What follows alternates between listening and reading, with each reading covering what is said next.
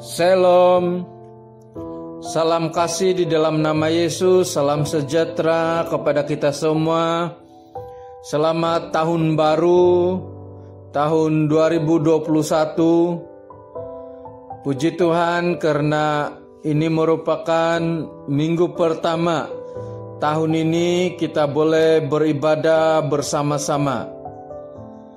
Saudara yang dikasihi oleh Tuhan, hari ini kita belajar firman Tuhan yang diambil di dalam Kejadian 2 ayat yang ke-18 sehingga 25. Kejadian 2 ayat 18 sehingga 25. Dan saya akan bacakan di sini dalam terjemahan Indonesia. Begini bunyi firman Tuhan. Tuhan Allah berfirman, "Tidak baik kalau manusia itu seorang diri saja. Aku akan menjadikan penolong baginya yang sepadan dengan dia." Lalu Tuhan Allah membentuk dari tanah segala binatang hutan dan segala burung di udara.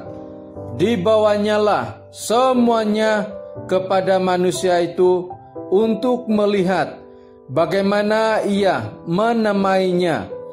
Dan seperti nama yang diberikan manusia itu kepada tiap-tiap makhluk yang hidup, demikianlah nanti nama makhluk itu. Manusia itu memberi nama kepada segala ternak, kepada burung-burung di udara, dan kepada segala binatang hutan. Tetapi baginya sendiri ia tidak menjumpai penolong yang sepadan dengan dia. Lalu Tuhan Allah membuat manusia itu tidur nyenyak. Ketika ia tidur, Tuhan Allah mengambil salah satu rusuk daripadanya, lalu menutup tempat itu dengan daging. Dan dari rusuk yang diambil Tuhan Allah dari manusia itu, dibangunnyalah seorang perempuan, lalu dibawanya kepada manusia itu. Lalu berkatalah manusia itu, "Inilah dia, tulang dari tulangku dan daging dari dagingku. Ia akan dinamai perempuan, sebab ia diambil dari laki-laki.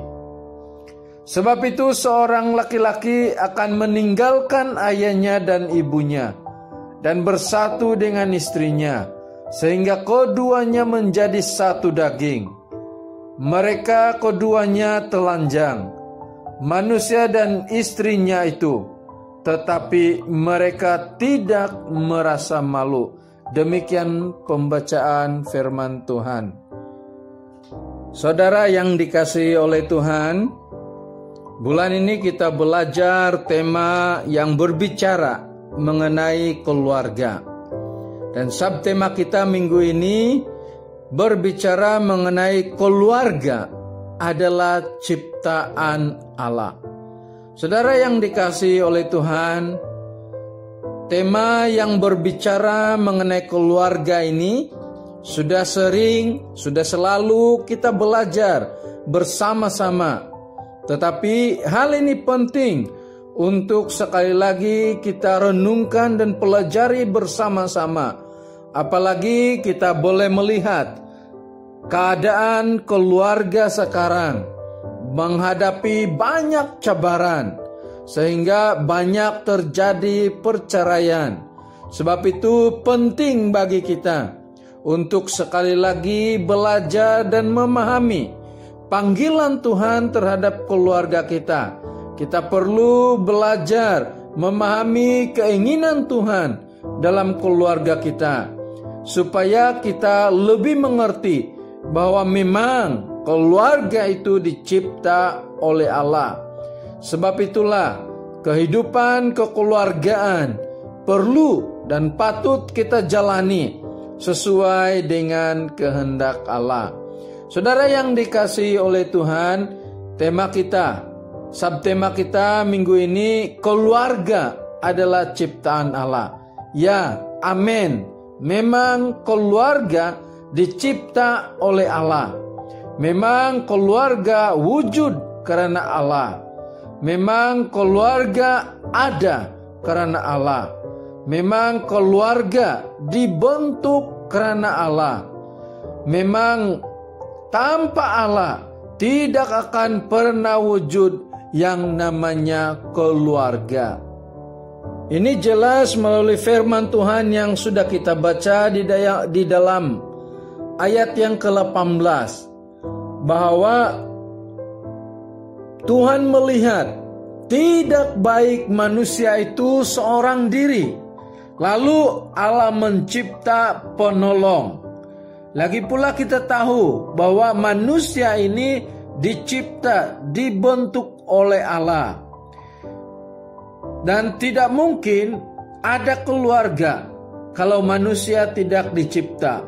Itu sebabnya jelas bahwa keluarga dicipta oleh Allah. Sebab Allah yang telah mencipta kita, mencipta lelaki dan perempuan untuk membentuk sebuah keluarga. Sebab itu penting di sini untuk kita mengerti dan memahami bahwa keluarga itu sejak semula memang terdiri daripada lelaki dan perempuan, dan bukan lelaki dengan lelaki atau perempuan dengan perempuan yang terjadi di banyak tempat pada saat ini. Saudara yang dikasihi oleh Tuhan, jadi memang keluarga adalah ciptaan Allah.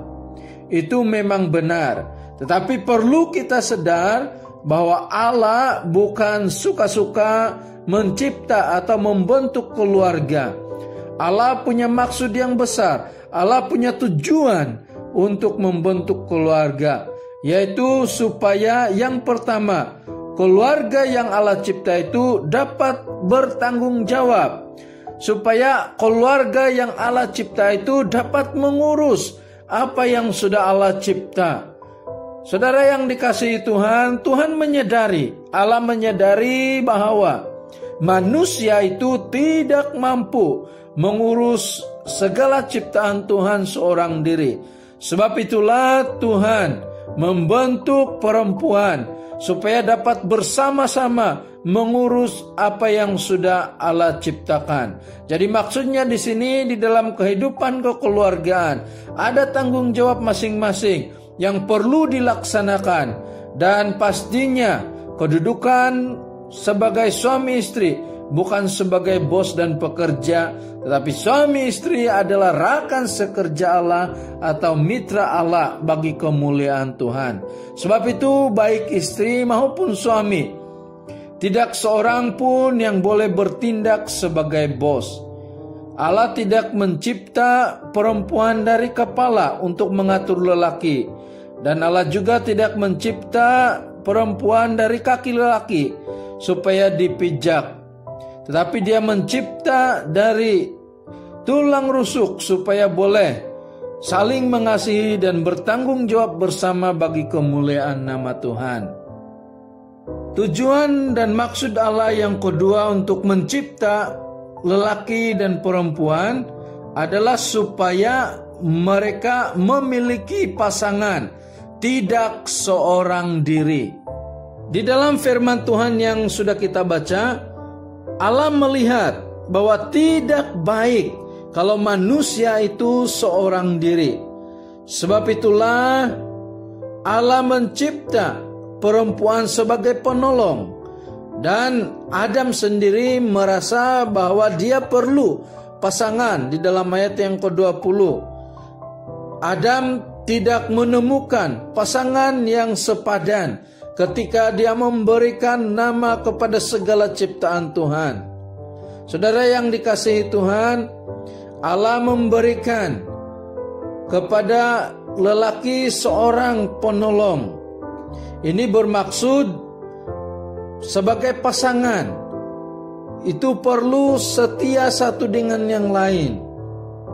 Kita perlu pasangan untuk berbagi kasih, untuk melakukan pekerjaan bersama, dan untuk membuat keputusan bersama. Kemuncak ciptaan Allah adalah supaya manusia itu dapat menjalinkan hubungan dengan pasangan. Sebab itulah kita perlu pasangan, dan kita perlu menghargai pasangan kita. Kita perlu mengasihi pasangan kita. Kita perlu menghormati pasangan kita. Kita perlu menyayangi pasangan kita, dan bukan untuk disakiti. Jadi jangan jadikan pasangan kita seperti bola tampar. Yang ketiga, maksud atau tujuan Allah mencipta manusia adalah bagi kemuliaan Tuhan sendiri. Kita mengurus keluarga, kita menjalani kehidupan keluarga, suami istri menjadi satu, semuanya itu kita lakukan supaya nama Tuhan dimuliakan. Supaya Allah terus dimuliakan, suami istri perlu sentiasa bersatu. Maksudnya ada hubungan suami istri, saling mengasihi, bertolak ansur, dan semuanya itu penting dilakukan di dalam keluarga bagi kemuliaan nama Tuhan.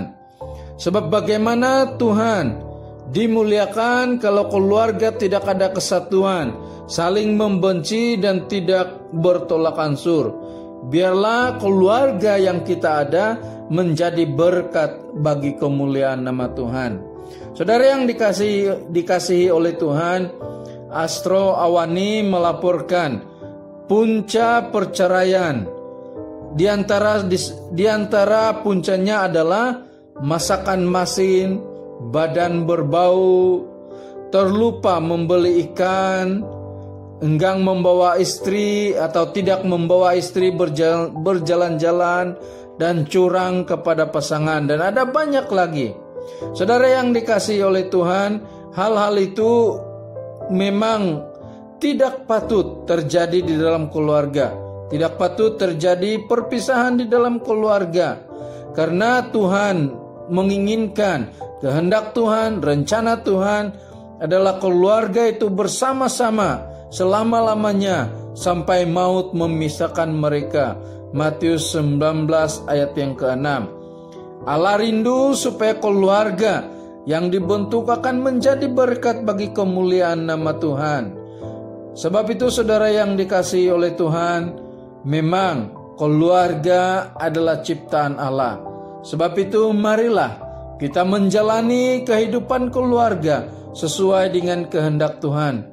Biarlah keluarga kita akan menjadi berkat. Biarlah tahun 2021 ini keluarga kita menjadi berkat bagi kemuliaan nama Tuhan. Tuhan memberkati kita. Mari kita berdoa untuk firman Tuhan yang sudah kita dengar dan pelajari. Bapa di surga, kami mengucap syukur karena sekali lagi kami boleh belajar firman-Mu, mendengar firman Tuhan, beribadah bersama-sama. Kami mau berdoa, biarlah Tuhan memberkati kami, khususnya di dalam kami menjalani tahun ini. Biarlah kami menjalani tahun ini dengan berkat dan penyertaan Tuhan. Kami tidak mau menjalani tahun ini dengan berjalan sendiri, karena kami percaya kami perlu Tuhan. Dan biarlah Tuhan akan terus menyertai hidup kami, memberkati ekonomi keluarga, memberkati ekonomi gereja, dan memberkati ekonomi negara kami. Kami mau berdoa supaya Engkau juga terus campur tangan di dalam pelayanan kami.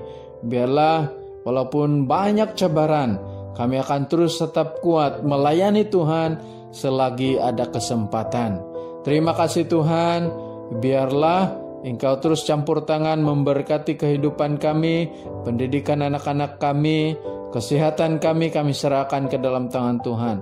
Yang sakit Tuhan sembuhkan, yang berbeban berat Tuhan lepaskan. Terima kasih Tuhan, kami serahkan semua doa kami di dalam tangan-Mu.